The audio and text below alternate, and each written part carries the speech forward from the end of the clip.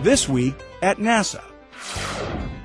NASA's DC-8 Airborne Laboratory, in use at the Dryden Flight Research Center, is helping scientists better understand the chemical dynamics of smog and greenhouse gases over California. The aircraft has conducted a series of research flights this month for California's Air Resources Board. During the flights, technicians collected air samples to help state scientists learn more about the sources of greenhouse gas emissions throughout the Golden State. Later this month, the DC-8 joins two other NASA aircraft in Alberta and Northwest Territories in Canada to study smoke from forest fires. European Space Agency astronauts Hans Schlegel and Leopold Eharts were honored during a breakfast in Washington at the residence of the German ambassador to the United States. Schlegel and Eharts talked with the ambassador about their STS-122 mission to the International Space Station earlier this year. STS-122 successfully delivered, assembled, and placed into operation the European module Columbus. It's the first European space lab on the ISS dedicated to long-term research in the microgravity of space.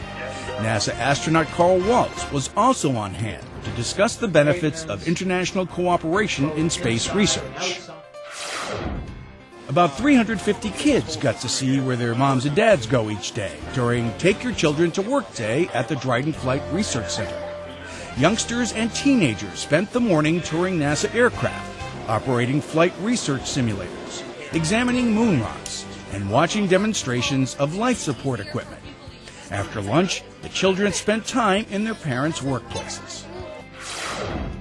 NASA's Wallops Flight Facility in Virginia hosted a 6-day workshop that taught participants the basics of building experiments for flight on suborbital rockets. The workshop, called Rock On, was attended by more than 50 university faculty and students from 22 states and Puerto Rico. The experiments were built from kits developed by students from the Colorado Space Grant Consortium. Each kit contained a Geiger counter and sensors for measuring temperature, acceleration, and pressure. The experiments were then readied for launch aboard a suborbital sounding rocket. 2, 1, and liftoff of the Space Shuttle Atlantis on a mission that will herald a new day of international cooperation in space. 13 years ago this week, a number of historic firsts were accomplished during STS-71. Atlantis became the first space shuttle to dock with Space Station Mir and complete the first ever exchange of a crew on orbit. Houston, Atlantis, we have capture. Commanded by Hoot Gibson, the STS-71 mission was the 100th human space launch by the United States.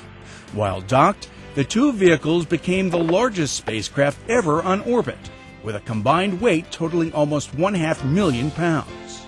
Atlantis landed safely at the Kennedy Space Center on July 7, 1995. The Smithsonian is honoring NASA's 50th anniversary by featuring the agency in this year's Folklife Festival, an annual event held on the Mall in the nation's capital.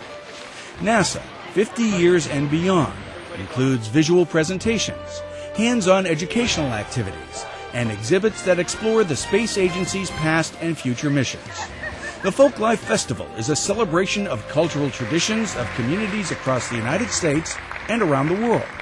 The festival features exhibits, concerts, movies, food, and lectures over a 10-day period. In addition to NASA, the Smithsonian is spotlighting the state of Texas and the country of Bhutan.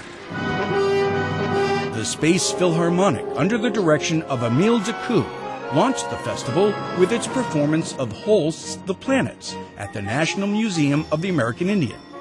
Former astronaut Mae Jemison helped narrate the concert.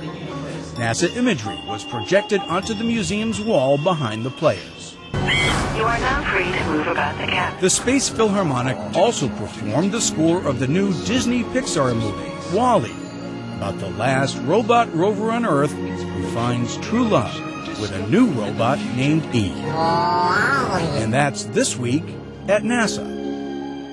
For more about these and other stories, log on to www.nasa.gov.